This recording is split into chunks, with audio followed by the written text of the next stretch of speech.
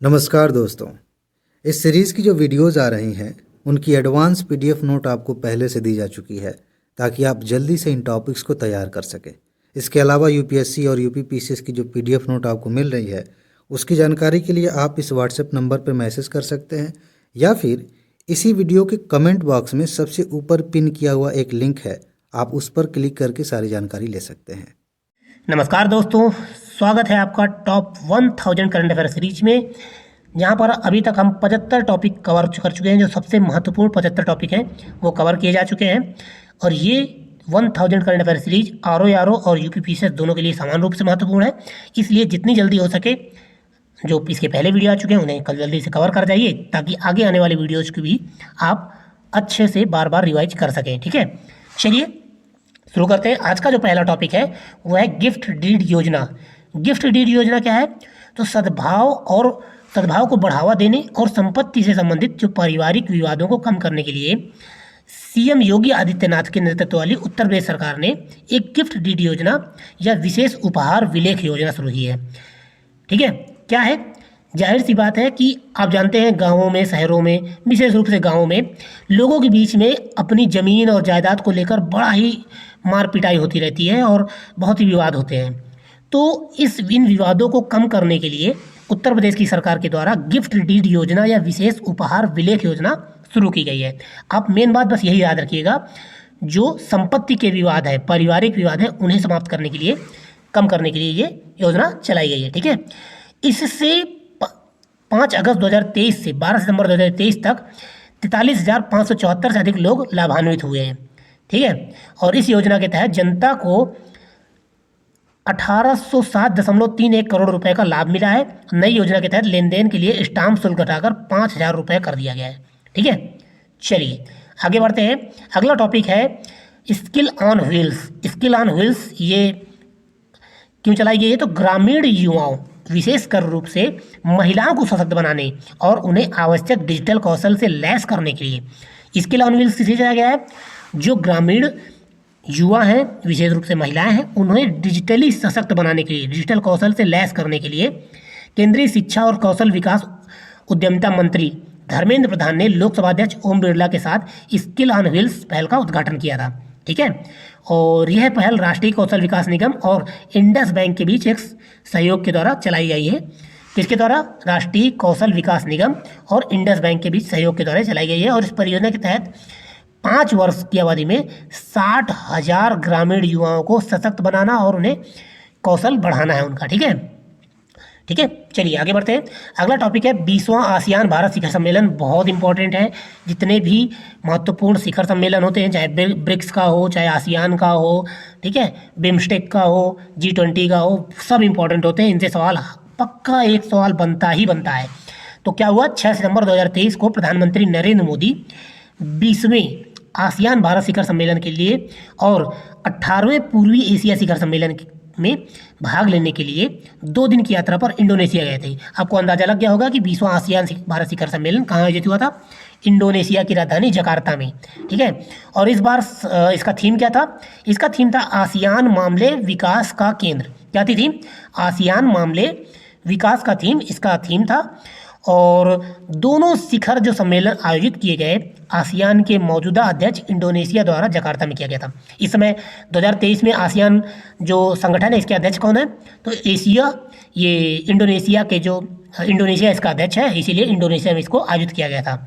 तो चलिए बताइए, ये आसियान शिखर सम्मेलन का जो स्थापना है वो कब की गई थी? आसियान की स्थापना कब की गई थी? ये 8 अगस्त 1967 को बैंकॉक के थाईलैंड में की गई थी। ठीक है, चलिए आगे बढ़ते हैं। अगला महत्वपूर्ण टॉपिक है अखिल भारतीय राजभाषा सम्मेलन। अखिल भारतीय राजभाषा सम्मेलन तो 14 सितंबर 2023 को केंद्रीय गृह मंत्रालय के राजभाषा विभाग के द्वारा 3रा अखिल भारतीय राजभाषा सम्मेलन कहाँ आयोजित किया गया? महाराष्ट्र में पुणे के निकट बालेवाड़ी शिव छत्रपति खेल परिसर में। तो अखिल भारतीय राजभाषा सम्मेलन आयोजित कहाँ हुआ? बस आपको यही याद रखना है, 3रा अखिल भारतीय राजभाषा सम्मेलन महाराष्ट्र के पुणे में हुआ है। और अगर और बारीकी से पूछे तो बालेवाड़ी में शिव छत्रपति खेल परिसर में हुआ है। ठीक है, चलिए अगला टॉपिक है UNCITRAL। इसका दक्षिण एशिया सम्मेलन हुआ। इम्पॉर्टेंट इसलिए है क्योंकि ये भारत में हुआ है। ठीक है, अब यूएनसी जो CIRTRAL है, ये क्या है? तो ये है United nation commission on international trade law. इसका फुल फॉर्म है United nation commission on international trade law. इसका दक्षिण एशिया सम्मेलन कहाँ आयोजित किया गया? भारत की नई दिल्ली में। बस इतना ही याद रखना है, यही बहुत इंपॉर्टेंट है। ठीक है, इस सम्मेलन का आयोजन विदेश मंत्रालय और UNCITRAL और भारतीय राष्ट्रीय समन्वय समिति द्वारा संयुक्त रूप से किया गया था। ठीक है, चलिए आगे बढ़ते हैं। अगला महत्वपूर्ण टॉपिक है 14वां वैश्विक कौशल शिखर सम्मेलन। 14वां वैश्विक कौशल शिखर सम्मेलन। तो ये 14वां जो वैश्विक कौशल शिखर सम्मेलन है, इसको फिक्की फेडरेशन हाउस तानसेन मार्ग नई दिल्ली में इसको आयोजित किया गया था। कहाँ आयोजित किया गया? फिक्की फेडरेशन के द्वारा तानसेन मार्ग जो फेडरेशन हाउस है फिक्की का, वहाँ पर आयोजित किया गया था नई दिल्ली में।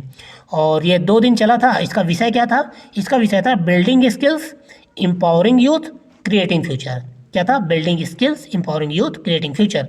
और इस जो सम्मेलन का उद्देश्य है वह है देश में उद्योग आधारित कौशल पारिस्थितिकी तंत्र तैयार करने पर ध्यान केंद्रित करना। ठीक है, चलिए बढ़ते हैं अगले टॉपिक की ओर। अगला महत्वपूर्ण टॉपिक है उत्तरी क्षेत्रीय परिषद। यहाँ पर परिषद होना चाहिए, परिसर नहीं। परिषद की 31वीं बैठक। परिषद की जो क्षेत्रीय परिषद की बैठकें होती हैं, कितने क्षेत्रीय परिषद? 5 क्षेत्रीय परिषद है। उनमें से उत्तर क्षेत्रीय परिषद की जो अभी 31वीं बैठक हुई है वो कहाँ हुई है? चंडीगढ़ में आयोजित हुई थी। कहाँ? चंडीगढ़ में। माफ़ कीजिएगा, देखिए मेरे दिमाग में एक दूसरा करंट अफेयर चल रहा है, इसलिए गलती हो गई। पंजाब के अमृतसर में आयोजित हुआ था। चंडीगढ़ में एक दूसरा सम्मेलन आयोजित हुआ था, वो बाद में हम कवर करेंगे। ठीक है, तो और क्षेत्रीय परिषद का अध्यक्ष कौन होता है? इसकी अध्यक्षता गृह मंत्री के द्वारा की जाती है। और उपाध्यक्ष जो होता है वो जो संबंधित राज्य होते हैं उनका मुख्यमंत्री उपाध्यक्ष होता है, वो भी क्रम से। ठीक है, तो गृह मंत्री अमित शाह के द्वारा पंजाब के अमृतसर में उत्तरी क्षेत्रीय परिषद की 31वीं बैठक आयोजित की गई।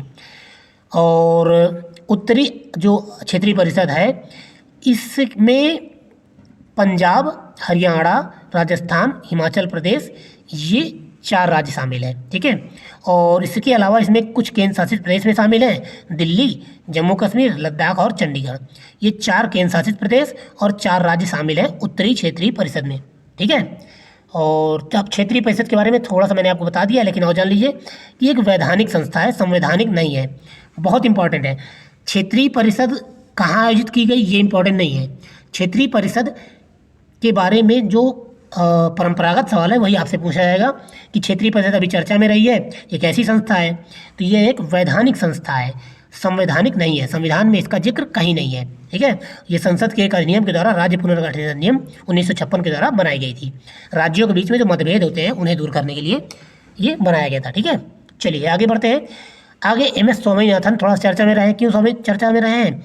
क्योंकि अभी हाल ही में इनका निधन हो गया। अब निधन हो गया तो चर्चा में रहे। अब चर्चा में रहे तो इनके बारे में आपको थोड़ी बहुत बातें पता होनी चाहिए। हुआ ये कि 28 सितंबर 2023 को प्रसिद्ध कृषि वैज्ञानिक और भारत के हरित क्रांति के जनक, इनका पूरा नाम क्या था? मनकोम्बु संबाशिवन स्वामीनाथन उर्फ MS स्वामीनाथन का 98 वर्ष की आयु में निधन हो गया। 1960 के दशक में इन्होंने MS स्वामीनाथन अनुसंधान प्रतिष्ठान संस्थान की स्थापना की थी और उच्च उत्पादकता वाले जो गेहूं हैं उनके बीज विकसित किए थे, जिससे भारत में हरित क्रांति आई थी। कब? 1960 के दशक में, ये याद रखिएगा, हरित क्रांति के। आगे है डेनियल मैकगही। ये बड़ा चर्चा में रहे हैं। क्यों चर्चा में रहे हैं? क्रिकेट देखने वालों के लिए ये पता होगा, क्योंकि कनाडा की जो डेनियल मैकगही है ये किसी अंतर्राष्ट्रीय मैच में भाग लेने वाली पहली महिला ट्रांसजेंडर क्रिकेटर बन गई हैं। अब कोई भी चीज़ विश्व में या भारत में पहली बार हो वो जरूर याद रखिएगा। मैंने आपको पहले ही बताया था UPPSS में ऐसे सवाल खूब पूछे जाते हैं। तो विश्व की पहली महिला ट्रांसजेंडर क्रिकेटर कौन बनी है? कनाडा की डेनियल मैकगही। उन्होंने पुरुष से महिला ट्रांसजेंडर खिलाड़ियों के लिए अंतर्राष्ट्रीय क्रिकेट परिषद द्वारा उल्लिखित पात्रता जो मानदंड है उन्हें पूरा किया है। ठीक है, चलिए आगे बढ़ते हैं। अगला है राष्ट्रीय हल्दी बोर्ड। राष्ट्रीय हल्दी बोर्ड चर्चा में रहा है। तो मेनली जो क्वेश्चन पूछा जाएगा वो आपसे ही पूछा जाएगा कि हल्दी का उत्पादन कहाँ सबसे ज़्यादा होता है और विश्व में सबसे ज़्यादा हल्दी का उत्पादन कहाँ होता है। इस तरह के सवाल आपसे बनेंगे। चर्चा में इसलिए रहा है कि 4 अक्टूबर 2023 को भारत सरकार ने राष्ट्रीय हल्दी बोर्ड का गठन किया, जो देश में हल्दी और हल्दी उत्पादों के विकास पर ध्यान केंद्रित करेगा। ठीक है, अब भारत विश्व में हल्दी का सबसे बड़ा उत्पादक और उपभोक्ता और निर्यातक है। भारत के पास तीनों उपलब्धियां हैं। भारत सबसे बड़ा उत्पादक भी है, सबसे बड़ा उपभोक्ता भी है। भारत में ही सबसे ज़्यादा हल्दी का प्रयोग होता है और सबसे बड़ा निर्यातक भी है। हल्दी के विश्व व्यापार में भारत की हिस्सेदारी 62% है। यानी विश्व में सबसे ज़्यादा हल्दी कौन सप्लाई करता है? भारत। कितनी? 62%। हल्दी के सबसे बड़े उत्पादक राज्य कौन कौन से भारत में? तो सबसे बड़ा उत्पादक है महाराष्ट्र, फिर तेलंगाना, फिर कर्नाटक, फिर तमिलनाडु। ठीक है, चलिए आगे बढ़ते हैं। अब कुछ महत्वपूर्ण जीआई टैग जो सितंबर माह में दिए गए हैं उन्हें देख लेते हैं। ठीक है, अब ये सितंबर माह के नहीं है, ये शायद नवंबर में दिए गए होंगे, वो है सितंबर या अक्टूबर के हैं। ठीक है, लेकिन बस आपको सारे याद रखने हैं, बस इतना जान लीजिए। आगे तो पहला जीआई टैग किसे मिला है, मतलब ये जीआई टैग किसे को किसको मिले ये देख लेते हैं। तो पहला जो उत्पाद है वो है पारंपरिक पनीर चुरपी। क्या नाम है? चुरपी।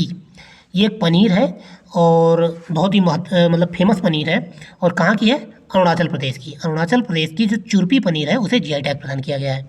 जम्मू कश्मीर की बसोहली पश्मीना। पश्मीना एक शॉल होती है, मतलब पश्मीना शॉल होती है, लेकिन पश्मीना एक भेड़ भी होती है, या पश्मीना एक बकरी होती है, भेड़ बकरी जैसी, मतलब जो भी हो, उससे जो ऊन प्राप्त होती है उससे बनने वाली जो शॉल होती है उसे पश्मीना शॉल कहते हैं। और बसोहली, जो बसोहली पश्मीना है जम्मू कश्मीर की, उसे जीआई टैग प्रदान किया गया। बस आप ये याद रखिएगा।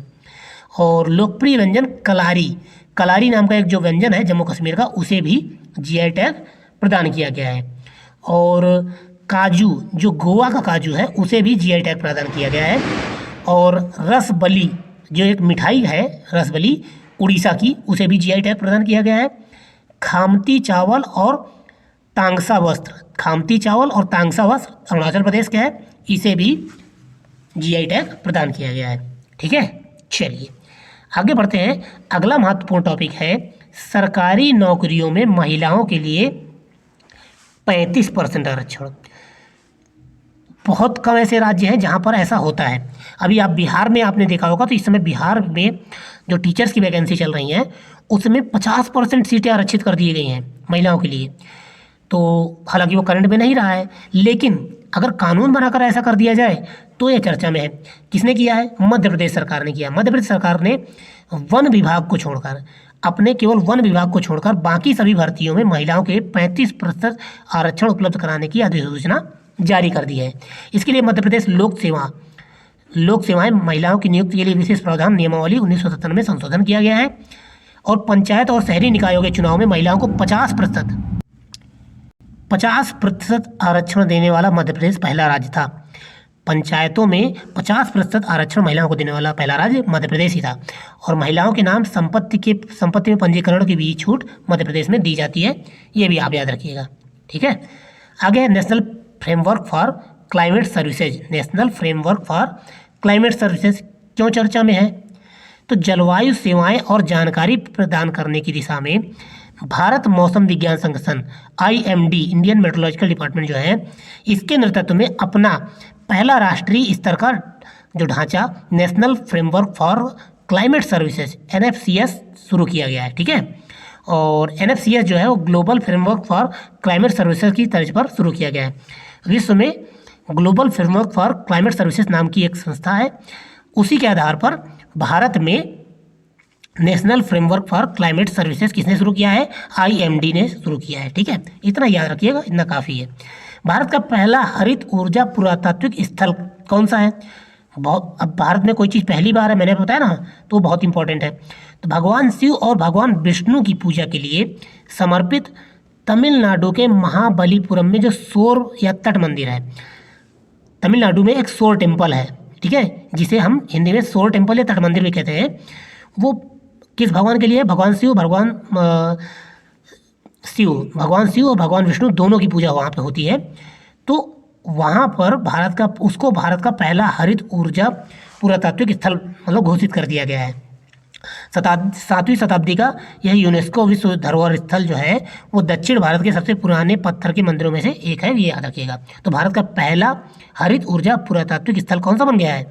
सोल टेम्पल। ठीक है, चलिए आगे बढ़ते हैं। अगला है अभ्यास त्रिशूल।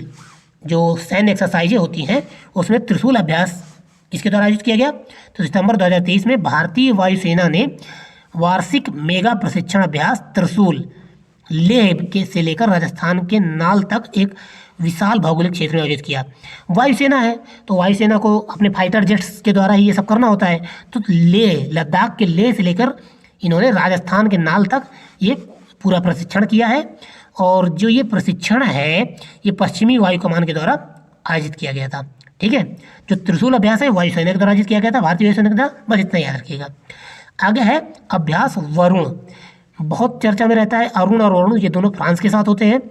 तो भारतीय फ्रांस की नौसेना, वरुण नौसेना के द्वारा होता है और अरुण जो होता है वो वायुसेना के द्वारा होता है। तो ये द्विपक्षीय अभ्यास है और इसका 21वां संस्करण का दूसरा चरण अरब सागर में आयोजित किया गया था।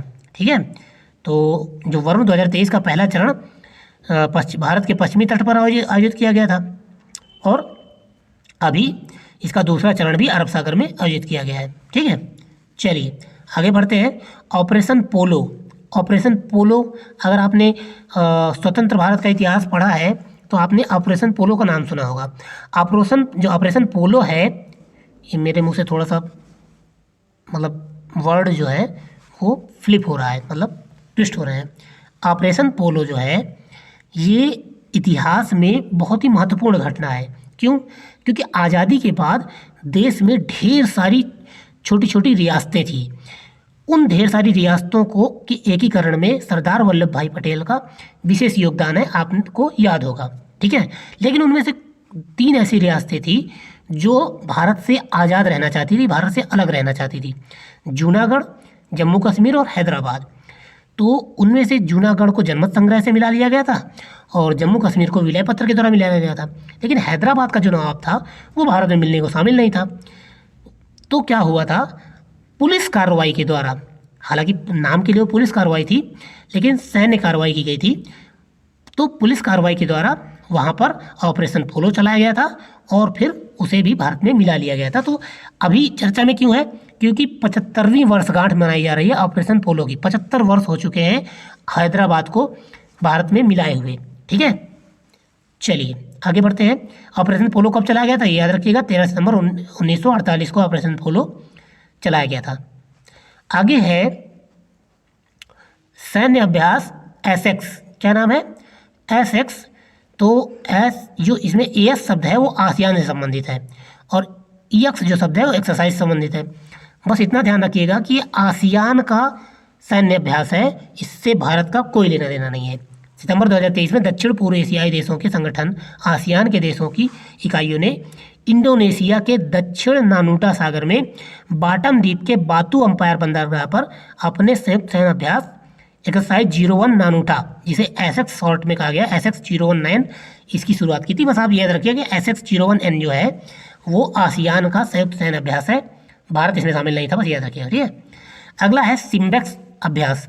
सिम्बेक्स को अगर आप अलग अलग करेंगे तो आपने इसमें जो सिंगापुर और इंडियन नेवी, इसमें सिंगापुर और इंडिया और मेरीटाइम, आप इसको अलग अलग कीजिए। देखिए फिर से मैं आपको बता रहा हूँ, इसमें एस सिंगापुर के लिए है, आई इंडिया के लिए है, एम मेरीटाइम के लिए है, मेरीटाइम मतलब नेवल, और बी बायलेटरल है, ईएक्स एक्सरसाइज है। ठीक है, Singapore, India, maritime, bilingual exercise. ठीक है, तो ये जो सिम्बेक्स है वो भारत और सिंगापुर की नौसेनाओं के बीच में आयोजित किया जाने वाला समुद्री सैन्य अभ्यास है। ठीक है, चलिए आगे देखते हैं। अगला महत्वपूर्ण टॉपिक है युद्ध अभ्यास 2023। युद्ध अभ्यास 23 है। यह है भारतीय सेना और संयुक्त राज्य अमेरिका की सेना के द्वारा संयुक्त रूप से आयोजित किया जाने वाला एक वार्षिक अभ्यास है। 25 सितंबर से 8 अक्टूबर 2023 तक युद्ध अभ्यास का 19वां संस्करण फोर्ट वेनराइट, अलास्का, यूएसए में आयोजित किया गया था। तो इस बार जो युद्ध अभ्यास है भारत और अमेरिका के बीच में कहाँ आयोजित किया गया था? अलास्का में आयोजित किया गया था। ठीक है, चलिए आगे बढ़ते हैं। अभ्यास FTX 2023। FTX जो 2023 अभ्यास है ये एंटी टेररिस्ट जो अभ्यास है, ठीक है, काउंटर टेररिज्म अभ्यास कहा जाता है इसको। तो सितंबर 2023 में रूस में आयोजित होने वाली counter terrorism field training exercise, ये भारत की जो ये हुआ कहाँ था, रूस में हुआ था, और भारत की राजपूताना राइफल्स ने इसमें भाग लिया था। और जब इसमें भाग लिया गया था तो इस दौरान भारतीय सेना ने आसियान रक्षा मंत्रियों की बैठक जो ADMM+ है उसकी एक्सपर्ट वर्किंग ग्रुप है उसमें भी भाग लिया था भारत ने। और इस अभ्यास का मुख्य उद्देश्य आतंकवाद निरोध के क्षेत्र में क्षेत्रीय सहयोग को मजबूत और बढ़ावा देना है, ये आप याद रखिएगा, ठीक है। अगला महत्वपूर्ण टॉपिक है वैश्विक ईंधन गठबंधन, ठीक है, वैश्विक ईंधन गठबंधन, इसे देख लेते हैं। बड़ा चर्चा में रहा है, कब चर्चा में रहा है, G20 की वजह से चर्चा में रहा है। भारत ने 9 सितंबर 2023 को वैश्विक जैव ईंधन गठबंधन की शुरुआत की घोषणा की थी। तो इसको शुरुआत किसने किया है, G20 भारत में आयोजित हुआ था, तो भारत ने इसकी शुरुआत की थी। और वैश्विक स्तर पर पेट्रोल के साथ साथ एथेनॉल को मिश्रित करने के 20% के लक्ष्य की अपील भारत ने G20 की इस पहल में की थी। यानी भारत ने G20 में वैश्विक जैव ईंधन गठबंधन की शुरुआत की और पूरे विश्व से पेट्रोल में 20% एथेनॉल मिलाने की अपील की थी। भारत सहित पहल करने वाले सदस्यों में Argentina, Bangladesh, Brazil, Italy, Mauritius, दक्षिण अफ्रीका, संयुक्त अरब अमीरात, अमेरिका शामिल है, जबकि कनाडा और सिंगापुर इसमें पर्यवेक्षक देश रहे हैं, ठीक है। और इससे पहले नरेंद्र मोदी जी ने पर्यावरण और जलवायु अवलोकन के लिए G20 सैटेलाइट मिशन की भी शुरुआत की थी। G20 सैटेलाइट मिशन याद रखिएगा, इंपॉर्टेंट है। और इसका प्रस्ताव भी रखा था, तो नेताओं से ग्रीन क्रेडिट पहल पर काम शुरू करने का भी आग्रह किया था, ठीक है। चलिए आगे बढ़ते हैं। अगला महत्वपूर्ण टॉपिक है world talent ranking. World talent ranking किसने जारी की है, तो ये international institute for management development IMD की वर्ल्ड टैलेंट रैंकिंग में भारत को 64 अर्थव्यवस्थाओं में 56वां रैंकिंग मिला है। बहुत ही खराब रैंकिंग है। और वर्ष 2022 में भारत की रैंकिंग 52वां थी, ठीक है।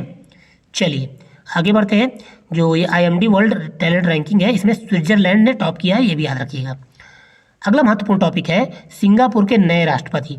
बहुत इंपॉर्टेंट है, क्यों, क्योंकि सिंगापुर के जो नए राष्ट्रपति हैं वो भारतीय मूल के हैं। और ऐसे करंट अफेयर अक्सर पूछ लिए जाते हैं।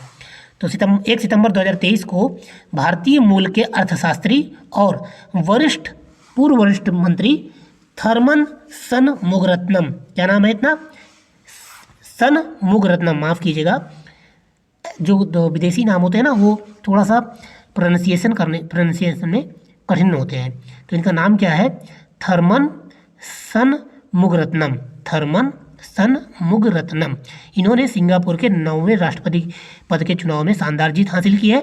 और जो मौजूदा राष्ट्रपति हैं हलीमा याकूब, इनका 6 साल का कार्यकाल 13 सितंबर को समाप्त हो गया। तो इन्होंने किसकी जगह ली है, हलीमा याकूब की जगह ली है। अगला जो अंतिम टॉपिक है वो है रेलवे बोर्ड की पहली महिला CEO। कोई भी चीज़ मैंने कहा ना पहली बार हो तो वो इम्पोर्टेंट है। पहली महिला CEO रेलवे बोर्ड की कौन बनी है, जया वर्मा सिन्हा। क्या नाम है इनका, जया वर्मा सिन्हा। केंद्र सरकार ने इन्हें रेलवे बोर्ड की पहली महिला मुख्य कार्यकारी अधिकारी के रूप में और अध्यक्ष के रूप में नियुक्त किया है। तो आप ये याद रखिएगा, रेलवे बोर्ड की पहली महिला CEO कौन है, जया वर्मा सिन्हा, ठीक है। तो ठीक है, चलिए मिलते हैं अगले वीडियो में अगले महत्वपूर्ण 50 टॉपिक्स के साथ। धन्यवाद।